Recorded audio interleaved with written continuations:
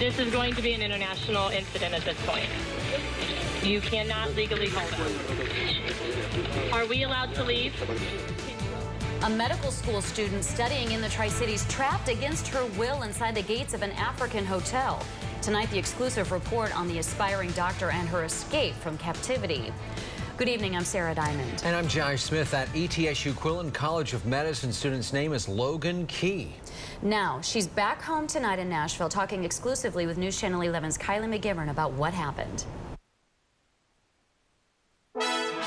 Josh and Sarah, it has the makings for a movie. American students going overseas to try and make a difference. But this story took a dramatic turn when 3 medical students, one from ETSU, were held against their will in a hotel.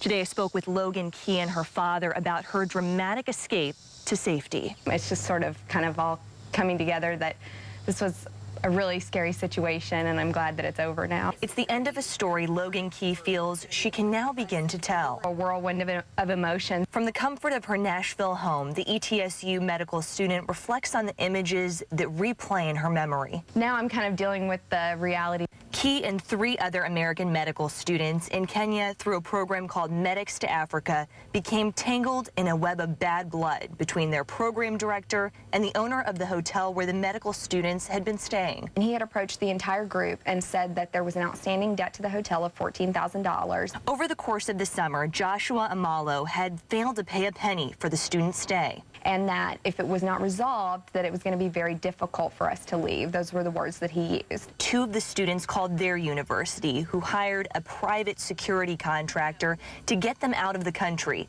Key and others had the chance to leave, but it would have to be then and there.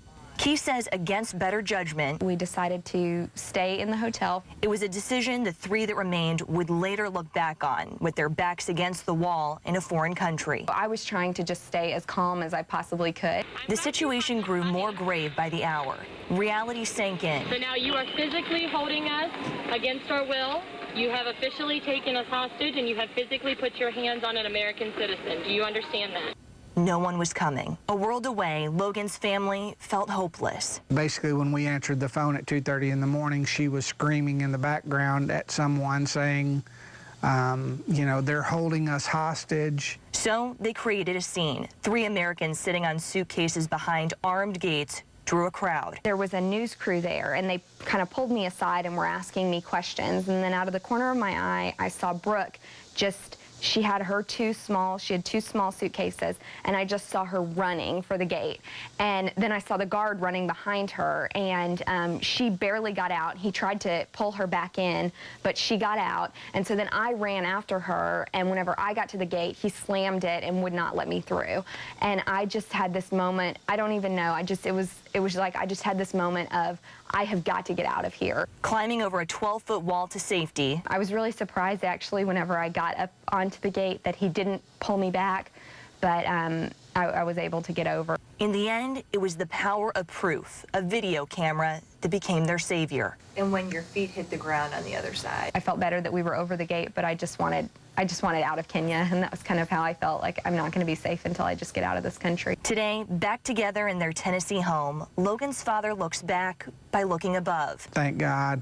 And that first and foremost, you know, thank God. And to his side, at the daughter whose strength he never doubted. So glad to be back. We're told the Quillen College of Medicine is now working with other universities to make sure that this program, Medics to Africa, is essentially blacklisted from the AAMC to make sure that other students don't fall victim to this type of program. Reporting in Nashville, Kylie McGivern, News Channel 11, in your corner. Amazing story. Now, Logan told Kylie that reports in the Kenyan media say that she and others escaped during the night. She says they are false. Logan says they scaled the gate while people watched, and it happened in broad daylight.